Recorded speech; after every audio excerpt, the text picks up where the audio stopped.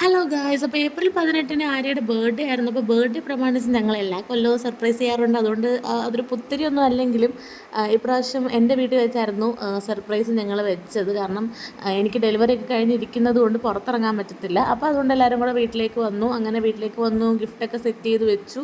അവൾ കടയിലോട്ട് എങ്ങാണ്ട് പോയേക്കുമായിരുന്നു, ഇതുവരെ വന്നിട്ടില്ലായിരുന്നു. അങ്ങനെ അവളെയും കാത്ത് ഞങ്ങൾ കുറേ നേരം അവിടെ ഇരുന്നു.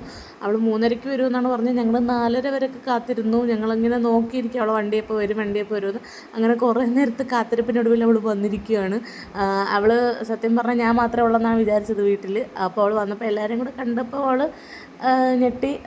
അപ്പം ഇതായിരുന്നു ഞങ്ങളുടെ ഇപ്രാവശ്യത്തെ സർപ്രൈസ്. പിന്നെ ഞങ്ങൾ അവൾക്ക് ഡ്രസ്സൊക്കെ മേടിച്ചിട്ടുണ്ടായിരുന്നു. അപ്പോൾ അതിട്ട് ആണ് കേക്കൊക്കെ കട്ട് ചെയ്തേക്കുന്നത്. അത് അവളുടെ ചാനലിൽ ഇടുന്നതായിരിക്കും. അപ്പം അതിനുശേഷം കേക്കൊക്കെ കട്ട് ചെയ്തു. പിന്നെ ഇവിടെ ചെറിയ വാക്ക് തർക്കങ്ങളൊക്കെ നടക്കുന്നുണ്ടായിരുന്നു. അപ്പോൾ അതിൻ്റെ ഇടയിൽ ഇതാ ഒരുത്തി ഇരുന്ന് കാണിക്കുന്നുണ്ടല്ലേ.